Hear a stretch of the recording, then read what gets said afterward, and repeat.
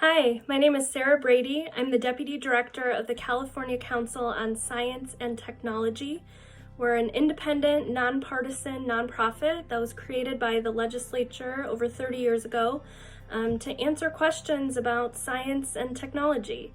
So we have formal partnerships with the University of California, California State University, the California Community Colleges, Stanford, Caltech, and the federal labs that are in the state of California. So that's the network that we draw on when we provide science to decision makers, whether that's the legislature, the governor's office, or any other agencies, departments in the executive branch.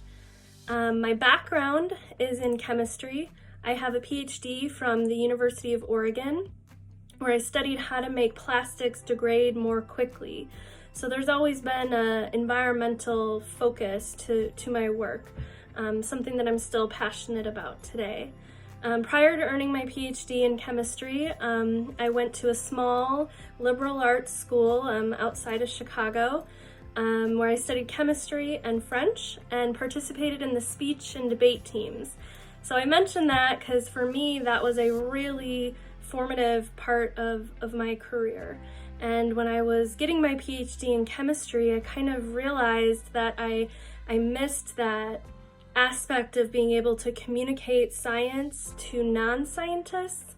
And I also missed the aspect of thinking about various policy implications of scientific research and what policymakers can learn from the scientific community. So thankfully for me, about halfway through graduate school, I learned about the CCST Science Policy Fellowship. So it's a fellowship that is modeled after the very successful AAAS fellowship on the DC level. And we place 15 now PhD scientists in the state legislature or the executive branch for a year of public service and training. And so I was a fellow in 2014 and completed my fellowship in the office of Assemblymember Susan Bonilla, who represented parts of the East Bay of California, so east of San Francisco area. It was a really interesting district, so I learned so much. It's one of the most industrial districts in the state.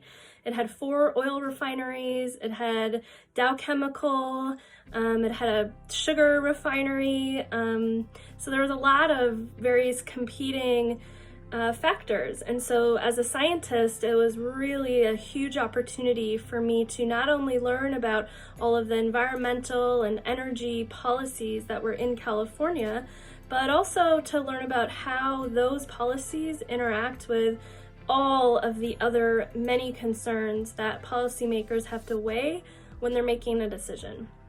And so I was lucky enough to be hired by Susan after the fellowship, and I stayed on in her office until she termed out, moving up eventually to legislative director. So during my time with Susan, I staffed bills for her, I provided vote recommendations, I wrote talking points, kind of everything that a policy staffer does to help support the elected official. And it was there that I was really first able to begin to kind of connect science and policy. And I loved it. And the policy fellowship just opened up doors for me and really honestly launched me on this career that I'm on today. And so after my time in the assembly, I was able to join CCST as full-time staff. At that time, I was managing 2 peer-reviewed reports that were requested by then Governor Brown's office. And so it was my job to pull together the scientists, manage the timeline, manage the budget, to produce this report to help answer policy questions posed by the governor and the executive branch. So I was looking at underground natural gas storage and also some biomethane issues. So it was still very energy focused, environmentally focused. It was a great opportunity to take what I learned in the assembly about policymakers, connect closer back to scientists as I was working directly with the authors of this report, and be able to help kind of make those connections as we were trying to answer the policymaker questions. And then 2 years ago, I accepted the position of Deputy Director at CCST.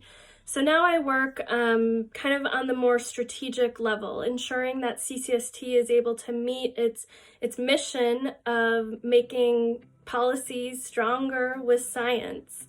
And I work very closely with our Sacramento team as they are working to innovate on ways that we deliver this science information. So we're working on expert briefings, workshops, design sprints, in addition to the peer-reviewed reports that we're known for.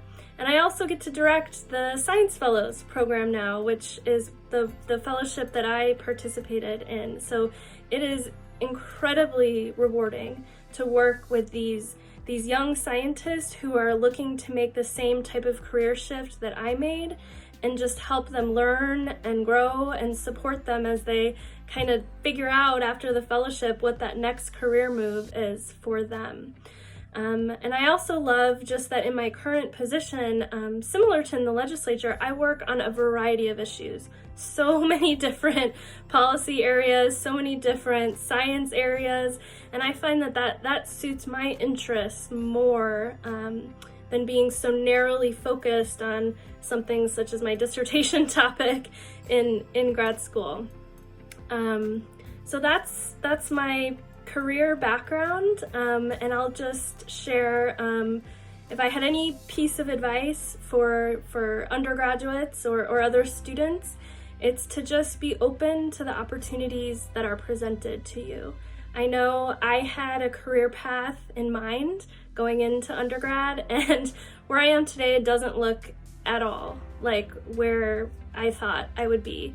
And I'm so grateful that I've had opportunities and that I had mentors who encouraged me to take advantage of them, even though those opportunities were maybe something I had never, ever considered.